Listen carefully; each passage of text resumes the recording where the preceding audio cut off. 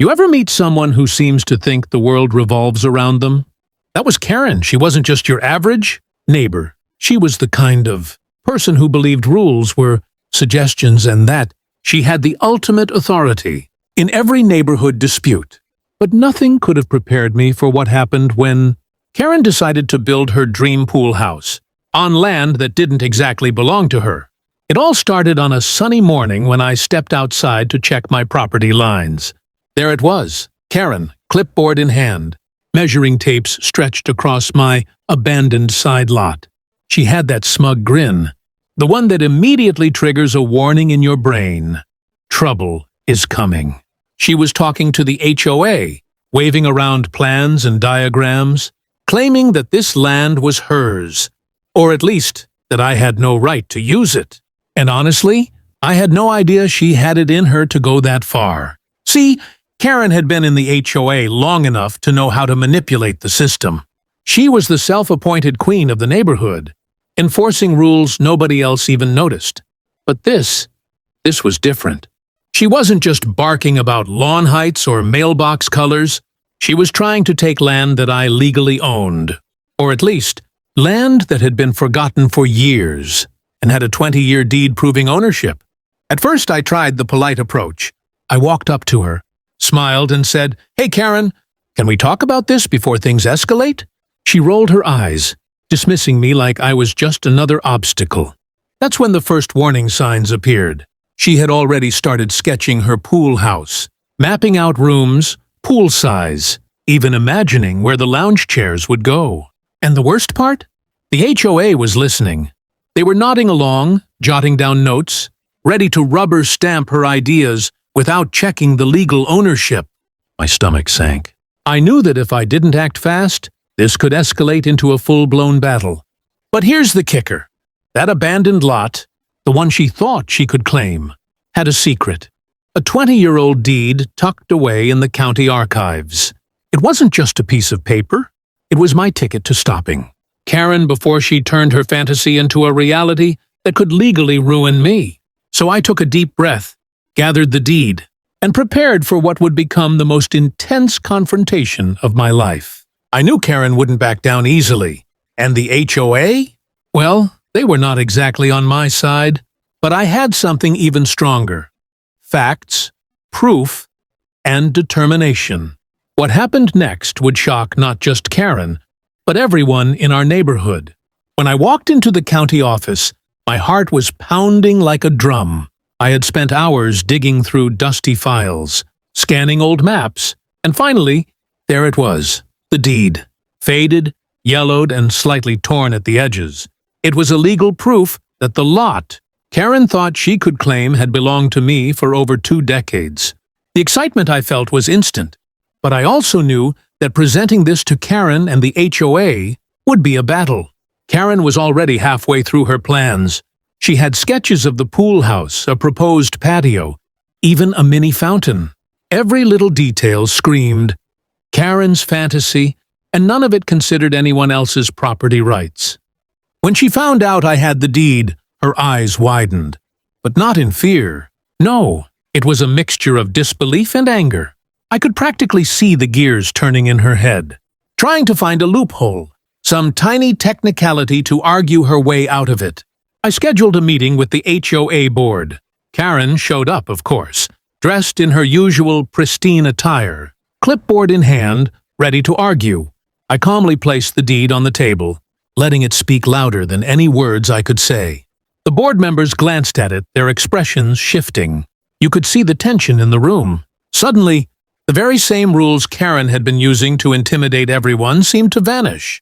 She tried to speak, tried to twist the facts, but the deed was undeniable. Karen's usual confidence started to crack.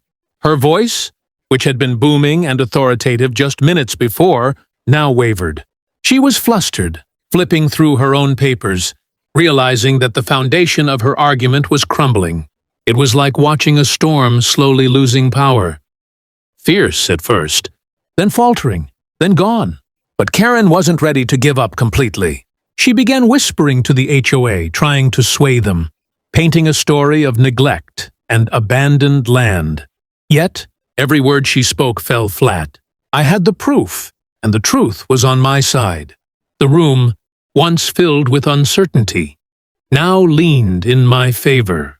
The board quietly acknowledged that the deed could not be ignored.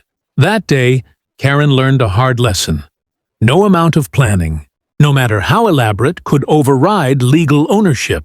Her dream pool house, the one she had imagined for months, now hung in limbo. And while she tried to mask her frustration, I could see it. The realization that sometimes even a Karen can't bend the rules to her will. The real shocker, this was only the beginning. Karen had more tricks up her sleeve, and the HOA wasn't done siding with her yet. Things were about to escalate in ways I could never have anticipated. Just when I thought the deed had settled everything, Karen launched her next move. She wasn't someone who accepted defeat quietly. Oh no. Within days, she had plastered the neighborhood with complaints, letters, and petitions to the HOA, each one carefully worded, making it seem like I was the problem, the one causing delays and tension. It was classic Karen behavior. Twist the story, make herself the victim, and rally anyone who might listen. I tried to stay calm, reminding myself that facts were on my side. The deed was ironclad, but Karen had something the deed didn't cover. She had persistence, charm, and the ability to manipulate people who weren't paying close attention. One afternoon, I caught her cornering a board member by the pool at the community center, whispering furiously, waving her plans around. It was infuriating. She wasn't playing fair, but she was certainly playing hard. So I decided to fight fire with fire. I gathered every piece of evidence I could. Past tax documents, old maps, photographs showing my maintenance of the lot over the years. I even got affidavits from neighbors who remembered me using the property. Every single detail strengthened my claim. I wasn't just proving ownership, I was showing Karen, the HOA, and anyone else that her pool house fantasy had no legal standing. The confrontation came to a head during an emergency HOA meeting. Karen arrived like she owned the place, striding in with her usual confidence, ready to charm and intimidate. I presented my evidence calmly, clearly, and without emotion. The board members flipped through each document, verifying dates and authenticity. Karen tried to interrupt, to argue that the abandoned land was somehow her responsibility, but it fell on deaf ears. I could see the frustration building. Her perfect smile was cracking, her voice raising, and for the first time, she looked genuinely rattled. Her pool house dream, the months of planning, sketches, and imagined celebrations, was slipping away before her eyes. And all because the truth had a louder voice than her manipulation. By the end of the meeting, the decision was unanimous. The deed stood, my ownership was confirmed, and Karen's plans were officially halted. But even in defeat, she glared at me, as if silently plotting her next move. This wasn't over. Karen never let anything go easily. The lesson was clear. Persistence, proof, and staying calm under pressure can stop even the most relentless adversaries. But with Karen, you know the battle might be over, yet the war is far from finished. After the HOA meeting, I thought I could finally breathe. The deed had spoken, the board had ruled, and Karen's pool house plans were officially halted. But if you know a Karen, you know they rarely accept reality quietly. She retreated, fuming, plotting her next move. And as predictable as sunrise, she came back with a vengeance.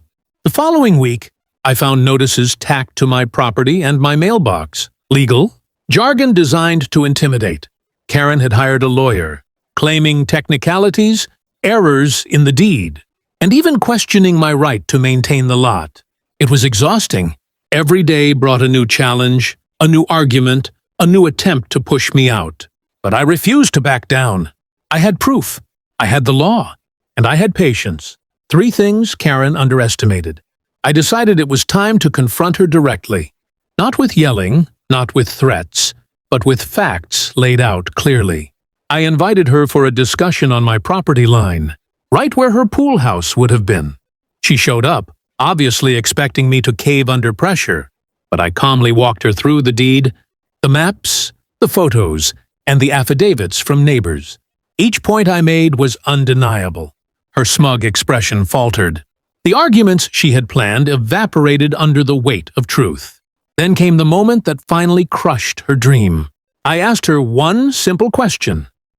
Do you really want to keep fighting, knowing you don't legally own this land?